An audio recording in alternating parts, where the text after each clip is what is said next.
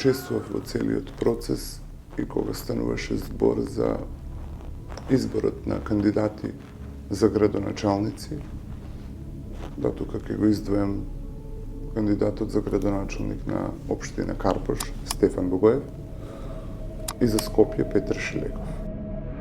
Пример да ја отворам телевизијата дека ќе имам финансиска подршка од нив, од владата и од СДСМ. А за возврат? Па јас веќе претходно имав свој влог, не требаше возврат. Ми се јави од затворот дека однесен во градска болница, веднаш отидов. Но што ќе видам таму? Бојан не можеше да ако го пипнев со рака да се поздравам, он викаше, вриштеше. Евтимов, уште јас човекот не модам. Но тогаш ни приди рече да одлучиме дали ќе се оперира тука. Се работи за 20 на 15 минути, ако не се оперира, може да настапи смрт. Со негативна тенденција за краток период ми прогресираше болеста. Тука завршив на трета операција, каде што имав субтотална гастректомија на желудникот.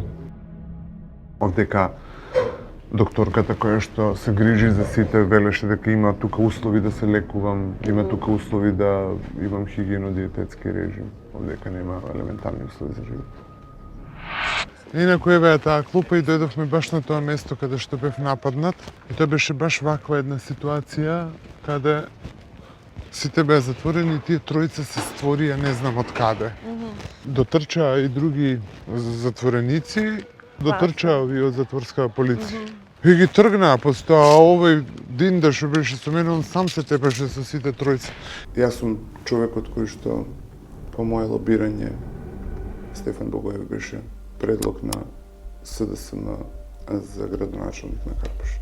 Петар Шилегов, кој што ми се јави, ми вели ќе го поддржам Богоев за градоначалник на Карпош, а ти поддржи ме мене за кандидат за градоначалник на Скопје. Не се знаеше од каде се не земаа СДСМ пари за изборите локални 2017 година. Тоа беа црни вреќи полни со пари кои што СДСМ ги има за изборите 2017 година. Значи една реконструкција на настанот, тоа е како јас и ти да седиме сега буквално вака, или ти да седиш преку пута мене, а седнат вака, и одеднаш да ни се приближат тројца битанги и да почнат да ни удараат. Мислам дека едниот беше од напред ме удари, другиот од позади. И така. И сега да ми ги покажат, но има овдека безбедносни камери кои што тоа го видело. Но тоа се заташка така стихино, немо, бидејќи на некого не му одговараше тоа да се види. Единствена комуникација беа адвокатот кој што дојдеше секој ден, имаше адвокат кој што идеше секој ден.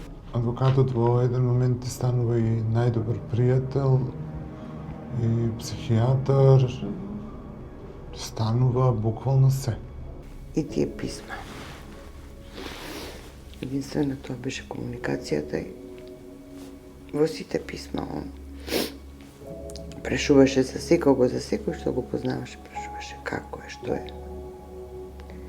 И јас му одговарав на начин за да не го повредам. Инаку да, јас бев човекот кој што ја финансирав кампањата на Стефан Богоев. И за волја на вистината, ова се само дел од комуникациите помеѓу мене и Стефан Богоев. А Стефан Богоев кога седна во градоначалничката фотеља, е првиот кој што ми го заби ножот во грб. Никогаш не ми ги врати парите што ги дадов за кампањата. Ме заглави со пари. И Стефан Богоев беше човекот кој што взимаше мито за секаква дозвола и секаков правен акт да биде легислативата исполнета. Преку двајца-тројца пајташи наплаќаше се. Единствено пострашно од криминалец е нечесен политичар.